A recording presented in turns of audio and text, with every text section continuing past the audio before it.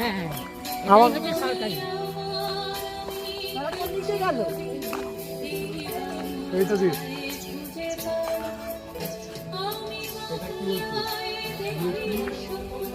চলো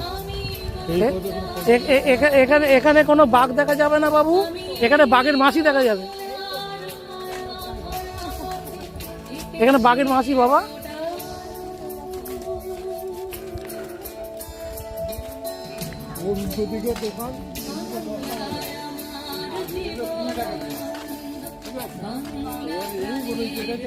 দোকান এই হচ্ছে গোল, এটা হচ্ছে মিনি সুন্দরবন।